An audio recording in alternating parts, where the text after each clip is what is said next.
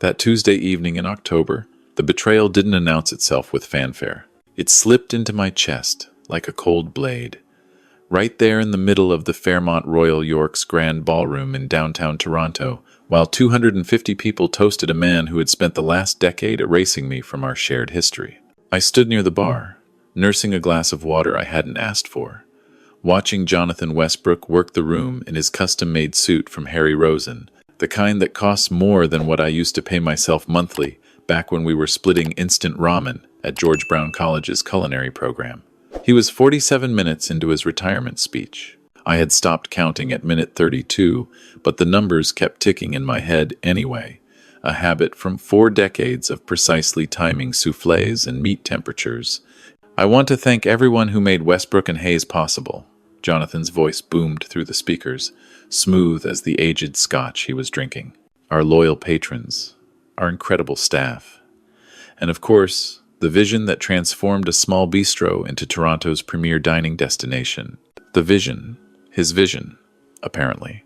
No mention of two 23-year-olds who met during a brutal, stage-practical exam in 1984.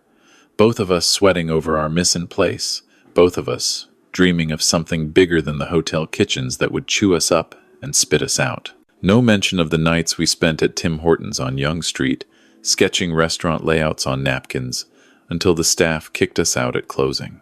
No mention of my wife, Catherine, liquidating her RRSP so we could make our first month's rent on that tiny space on Queen Street West. My hip ached. 40 years of standing on kitchen tile, reaching into ovens, hauling 50-pound flour sacks, had reduced my 64-year-old joints to something that clicked and protested with every movement. Jonathan looked like he'd just stepped out of a spa up there. He hadn't worked a service in 12 years. Said his time was better spent on cultivating relationships with investors and media. The applause erupted as he finally stepped down from the podium. That's when Michelle Park, our general manager, approached him with a silver tray. On it sat a leather folder embossed with gold lettering. "Jonathan," she said, her voice bright enough to carry, "the team wanted to commemorate your leadership with something special." He opened it with practiced elegance. I couldn't see from where I stood, but I heard the gasps, the excited murmurs. Someone near me whispered, "Is that what I think it is?" 2-week culinary tour of Lyon and Paris, Michelle announced. First-class accommodations, private tours of 3 Michelin star kitchens. Estimated value, $85,000. The room erupted. Jonathan embraced Michelle. He posed for photographs, the leather folder held up like a trophy. Food critics and restaurant owners crowded around him, everyone wanting to be near Toronto's visionary restaurateur. Then Michelle walked toward me. I straightened, something foolish and hopeful rising in my chest despite everything. 40 years. Surely someone remembered there were 2 signatures on the original lease. Surely someone knew that Westbrook and Hayes meant 2 people. "David," Michelle said, smiling that smile people wear when they're following orders they don't quite agree with. "We didn't forget about you." She handed me an envelope. Not a leather folder, not even a proper card. Just a white envelope you could buy at Staples for pocket change. I opened it there, standing next to the ice sculpture of our restaurant's logo that was slowly melting under the ballroom lights. How fitting. Inside was a $50 gift card to Swiss Chalet, and a note on printer paper. "Thanks for all your hard work in the kitchen over the years. Best wishes in retirement." The team, hard work in the kitchen. I had created 87 dishes that became Toronto dining staples. I had trained 43 chefs who now ran their own establishments across Canada. I had personally negotiated relationships with farmers and suppliers that gave us the edge in an impossible market. I had worked through my mother's death, through 2 knee surgeries, through the 6 months when Catherine was battling breast cancer, and I couldn't afford to miss a single service because payroll was due. And they thanked me for my hard work in the kitchen. I looked up. Across the ballroom, Jonathan caught my eye. He raised his glass of Macallan 25, that leather folder tucked under his arm. He smiled, not apologetic, not guilty. A smile that said he knew exactly what message had been sent. I nodded once, set the Swiss Chalet gift card on the bar next to my untouched water, and walked out of the Fairmont Royal York at exactly 9:12 p.m., while 250 people celebrated a man who had systematically stolen my legacy. The October air hit my face as I stepped onto Front Street. Toronto at night, the CN Tower lit up against the sky, couples walking past toward restaurants, everyone living their normal lives while mine quietly disintegrated. I didn't go home. I couldn't face Catherine yet. She had been so proud tonight, had pressed my suit that morning, had told me how much I deserved to be celebrated. How could I tell her that her husband, the co-founder of one of Toronto's most respected restaurants, had been reduced to a rotisserie chicken gift card? I drove instead. Found myself at the Tim Hortons on Yonge, the same location where Jonathan and I used to dream. I sat in a corner booth with a coffee I paid for with my own debit card, not the gift card, and I stared at the table. That's when my phone buzzed. An email from Patricia Chen, our corporate lawyer. Subject line, urgent. Confidential sale documentation for your review. I opened it. The email had been intended for Jonathan. I was CC'd by mistake. Patricia had written, Jonathan, as discussed, attached are the revised sale documents with David's percentage, adjusted to 12% per our conversation. The buyer is comfortable with this, given his diminished role in operations over the past decade. Please confirm you want to proceed with the January 15 closing date. I read it 4 times. Jonathan was selling the restaurant. Our restaurant, the one we had built from a 20-seat bistro into a dining institution with 3 locations and annual revenue of $12 million. And he was giving me 12%. I pulled out my phone calculator. 12% of what would likely be a $15 to $18 million sale. Let's say $16 million, to be conservative. 12% was $1.92 million. That might sound substantial to some people, but I owned 50% of Westbrook and Hayes according to our partnership agreement signed in 1984 at a lawyer's office in a building that's now a Shoppers Drug Mart. 50% of $16 million was $8 million. Jonathan was stealing $6.08 million from me, and he had just made sure I knew it. With that smile and that wave across the ballroom while holding an $85,000 travel package, our staff had probably been pressured to fund. I sat in that Tim Hortons until 1 a.m., reading and rereading that email. The night staff started cleaning around me. I didn't move. Finally, I drove home. Catherine was asleep. I didn't wake her. Instead, I went to my office, the small room at the back of our Leslieville house that still smelled faintly of garlic no matter how many times she aired it out. I pulled out the filing cabinet I hadn't opened in years. Inside were our original documents, the partnership agreement, the incorporation papers, the bank statements from those early years when we were surviving on credit card float, and the generosity of suppliers who believed in us. And there, in a folder I had almost forgotten about, was something Jonathan didn't know I still had. In 1997, when we were planning our second location, we needed a commercial kitchen space for prep and storage. The restaurant couldn't get approved for additional financing fast enough, so I bought the property myself. A 3,000 square foot commercial unit in Scarborough, just off the 401. I took out a second mortgage on our house, Catherine cried when I told her. But she signed the papers anyway because she believed in what we were building. The restaurant had used that kitchen for 27 years. All our prep work happened there. Our catering operation ran from there. Every location's signature dishes started in that kitchen. But legally, that property belonged to David Hayes, private citizen, not Westbrook and Hayes Restaurant Group. The restaurant paid me rent, a modest amount that barely covered my mortgage and property tax. Jonathan had suggested at the time we keep it separate for liability purposes. I had trusted him. Now I understood why he wanted it separate. Because when you sell a restaurant group, you sell its operational assets. And the Scarborough kitchen wasn't a company asset. It was mine. I pulled out the property deed. My name, clear and legal. Then I did something I hadn't done in 40 years. I called in sick.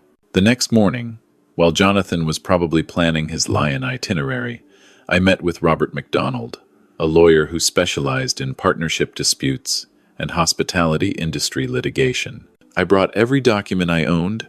How long before the sale closes? Robert asked. spreading papers across his boardroom table in his King Street office. The email said January 15. That's just over 3 months. He nodded, his pen tapping against his legal pad. Here's what we know. You own 50% of Westbrook and Hayes per the original 1,984 partnership agreement. Unless there's been a documented modification you signed, that stands. The fact that he's attempting to close a sale without your approval is already problematic. Can he do it? Can he cut me out? Not legally. But David, I need to ask, have you signed anything in recent years? Any amendments to the partnership structure? Any documents Jonathan presented as routine paperwork? I thought back. There had been things. Annual reviews, tax restructuring documents, insurance policy updates. Had I read everything carefully? I wanted to say yes, but I was honest with myself. I don't know, I admitted. Robert's expression told me that wasn't the answer he wanted. We need to examine every signature you've put on every document for the past 15 years. If he's planning this, he's laid groundwork. People like Jonathan don't make moves like this without legal coverage. I spent the next 4 weeks living 2 lives.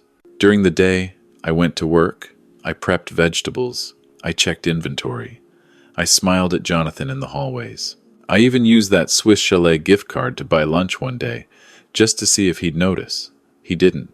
But every evening, I met with Robert. We reconstructed 40 years of business. Every contract, every signature, every decision we'd made in staff meetings we'd stopped holding because we were too busy running services. The picture that emerged was devastating. For the past 9 years, Jonathan had been systematically repositioning himself as the sole creator of our success.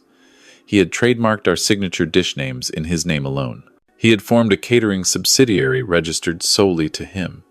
He had even trademarked our logo, something I assumed we owned jointly, but he'd filed the paperwork himself in 2015. He's been planning this for nearly a decade, Robert said during one late session. This isn't opportunistic. This is calculated. How did I not see it? Because you were cooking, Robert said simply. You were creating menus. You were training staff. You were building the actual product while he was building the appearance of sole ownership. On December 8, Jonathan invited me to lunch. Just the 2 of us at Canoe, the restaurant on the 54th floor of the TD Tower with views across Toronto. David, Jonathan said, cutting into a $68 venison tenderloin, I wanted to discuss an opportunity before things get formal. The sale, I said. He paused, fork halfway to his mouth. You know about that. I was CC'd on Patricia's email. An accident, I assume. His jaw tightened, but he recovered smoothly. Right. Well, then you understand the situation. We have a buyer. Excellent terms. Clean exit for both of us. 12% isn't an exit for me, Jonathan. It's theft.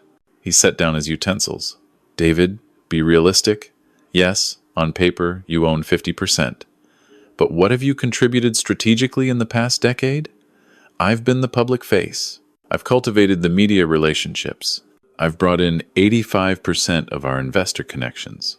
I've built the brand that makes this sale possible.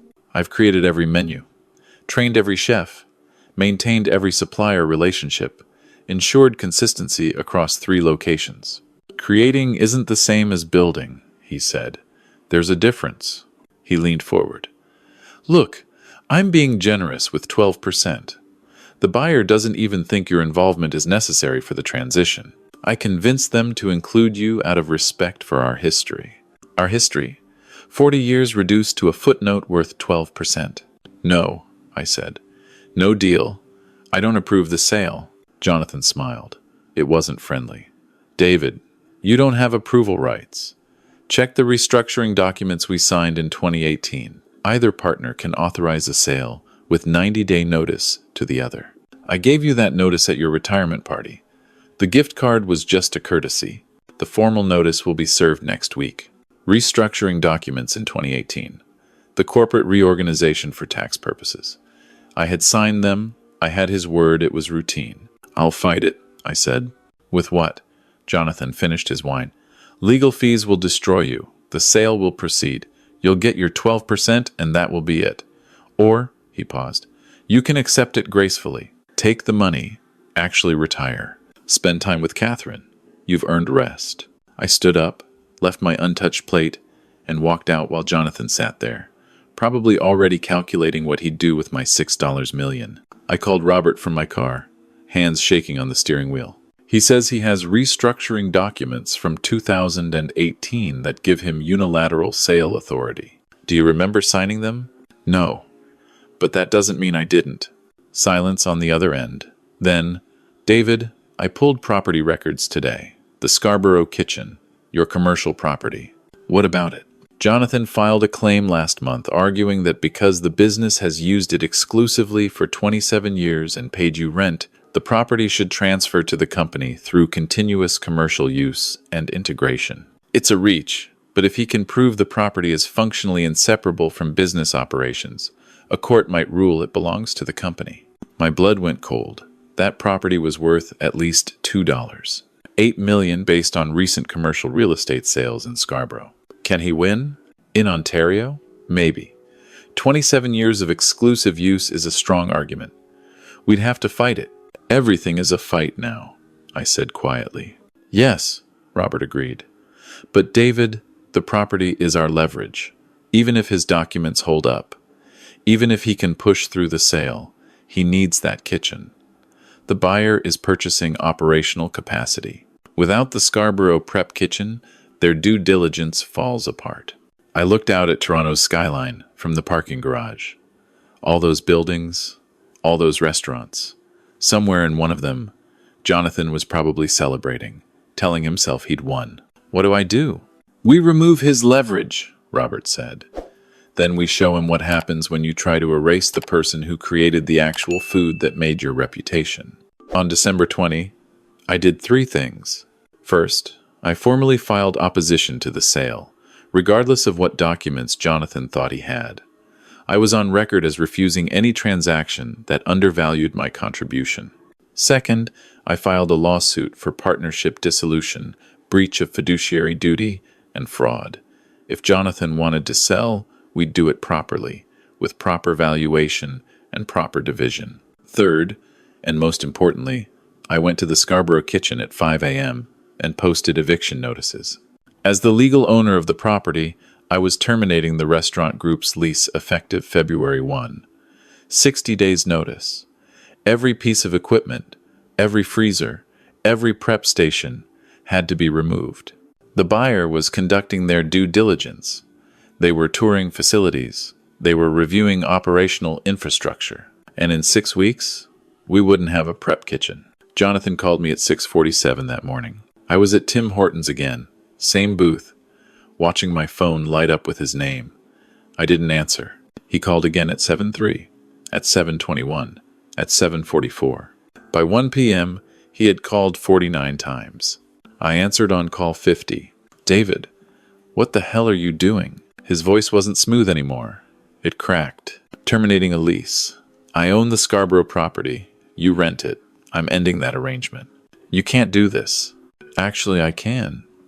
Check the lease agreement. Either party can terminate with 60 days notice. You taught me that when you tried to terminate me with your 90-day sale notice. The deal collapses without that kitchen. The buyer won't purchase a restaurant group without integrated prep infrastructure. Then I guess you have a problem, I said. David, please, be reasonable. Reasonable? I felt 40 years of suppressed anger rise. From a man who tried to steal my life's work for 12%? Here's reasonable, Jonathan. We split everything 50 over 50 like the original partnership agreement states. You get $8 million. I get $8 million. We both walk away clean. That's insane. I built this company's reputation. You stood on my recipes and convinced yourself you were a chef, I interrupted. Without my food, my training, my quality control, you'd still be sweet-talking investors with nothing to show them. I'll fight the eviction. You won't win. It's my property, paid from my personal mortgage. I'll fight your lawsuit. With what money? You don't have $8 million lying around. You need this sale to close, which means you need me. Silence. I could hear him breathing, calculating. What do you want? He finally asked. What I've always deserved. Equal partnership, equal recognition, equal payout. And I want you to stand in front of the staff at a meeting and tell the truth about who created the food that made Westbrook and Hayes possible. You're destroying 40 years of partnership over ego. No, I said. You destroyed it when you decided I was disposable. I'm just making sure everyone knows what you tried to do. He hung up. Over the next 2 weeks, Jonathan tried everything. He sent lawyers. He sent our accountant. He even sent Michelle Park, who apologized profusely for the retirement gift situation, said it had been Jonathan's idea, that she'd argued against it. I appreciated her honesty. But I didn't budge. On January 7, Robert called me. The buyer pulled out. Deal's dead. Good, I said. Jonathan's lawyer contacted me.